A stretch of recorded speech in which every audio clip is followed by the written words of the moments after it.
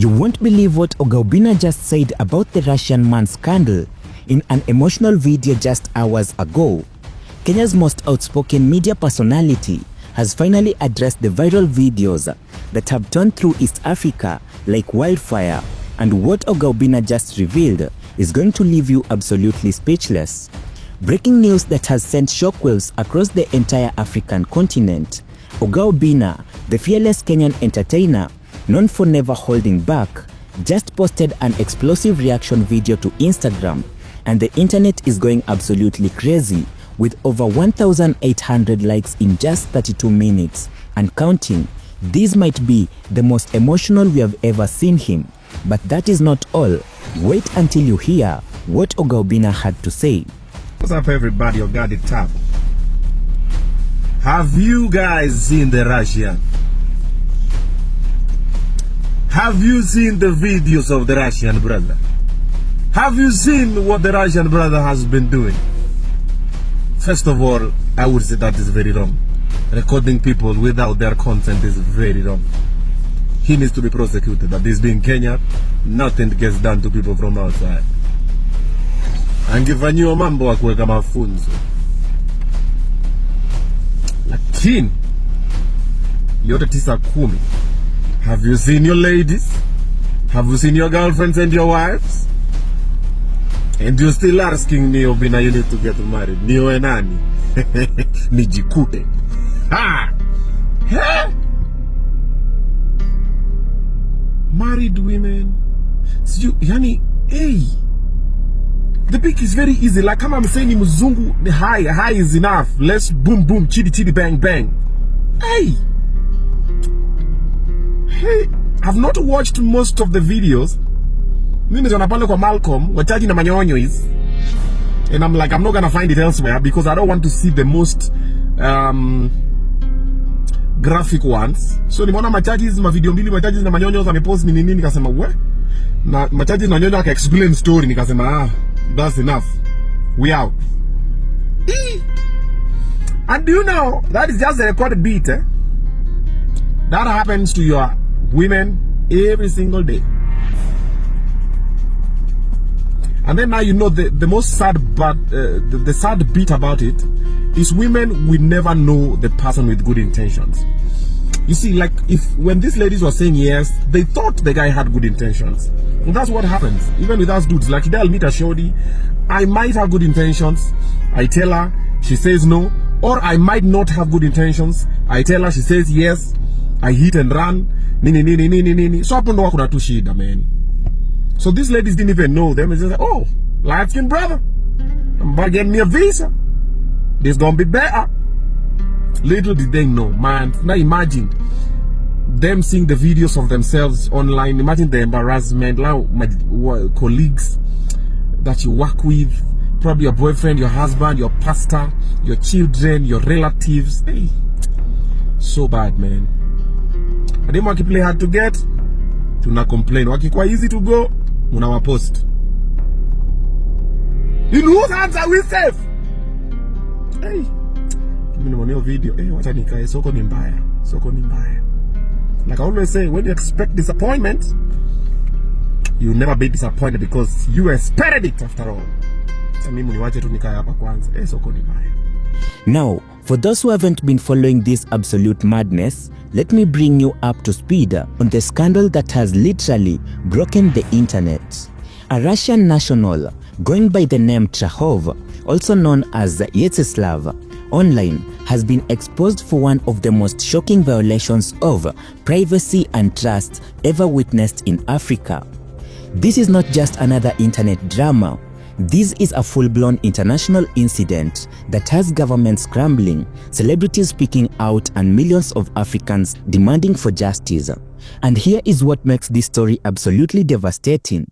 On Thursday, that is February 12th of 2026, videos began surfacing online showing this Russian man operating in Ghana, specifically around the Accra Mall, approaching unsuspecting women in broad daylight. But here is where it gets absolutely sinister. He was using Ray-Ban Meta Smart glasses, hidden camera technology that women had absolutely no idea about. The method was calculated, predatory, and frankly terrifying. He would approach the women, compliment them, strike up what seemed like innocent conversations, got their phone numbers, and then convinced them to come back to his apartment. Everything, and I mean everything, was being recorded without their knowledge or consent. But wait, it gets even worse from here. This man didn't just do this once or twice. According to reports that have emerged over the past 48 hours, Yetaslav claims to have had encounters with over 100 Ghanaian women in an incredibly short period, over 100 women, and let that sink in for a moment. And here is what makes people's blood absolutely boil. He was monetizing this content, and yes, you heard me right, he was making money off these women's privacy violations. His operation was sophisticated and calculated. He would post teaser clips on TikTok and YouTube for free, building up massive anticipation and curiosity. Then, the full uncensored video. Those were locked behind a paywall on his private Telegram channel, where subscribers would pay up to $5 per month to access the complete footage. This man was literally running a business, a predatory, exploitative business, off the backs of unsuspecting African women who had no idea they were being filmed through their most vulnerable and private moments. The video shows everything: women in towels, post-intimate scenes, conversations about money, confrontations, and it's absolutely heartbreaking. And if that wasn't disturbing enough, there are serious concerns being raised about health risks. Multiple reports suggest that the encounters were unprotected, raising terrifying questions about the potential transmission of sexually transmitted infections, including HIV and AIDS. But here is where the story takes an even darker turn. This isn't the guy's first rodeo. Internet sleuths have discovered similar content showing him operating in South Africa, Kenya, and other African countries. This man has been running this predatory operation across multiple nations, leaving a trail of violated trust and broken privacy in his wake. The audacity, the calculated nature of it all, it's absolutely staggering. Ghana's Cybersecurity Authority has now launched a full investigation. Benjamin Madugu, the Director of Communication, International Cooperation and Strategic Partnership for the Cybersecurity Authority, went on record stating that they are actively searching for this individual and that he could face up to 10 years in prison under Ghana's Cybersecurity Act Section 6(7), which specifically prohibits the non-consensual sharing of confidential images. His TikTok account, which had over 114,000 followers, has been banned following the massive coordinated reporting efforts by outraged Ghanaians. The Occupy Instagram handle led a campaign with detailed instructions on how to report and take down his platforms. The Russian guy has since deleted numerous videos, set remaining accounts to private, and changed his username in a desperate attempt to hide his identity. But the internet never forgets, and the screenshots, the screen recordings, and evidence have all been preserved. And now, just as the scandal reaches a fever pitch and confirmed reports have begun circulating about his alleged arrest in Japan, while we cannot independently verify these claims, as of this recording, the rumors alone have sent the story into absolute overdrive. But wait until you hear what OGA OBINNA has to say about all of this. Now, you might be wondering, why would OGA OBINNA, a Kenyan media personality, be so emotionally invested in a scandal that primarily took place in Ghana? Here is what people need to understand about OGA OBINNA. This man has built his entire career on speaking truth to power, on calling out injustice wherever he sees it, and on standing up for the vulnerable. He has never been one to stay silent when he sees wrong being done, regardless of borders and boundaries, and in this case, the issue hits particularly close to home.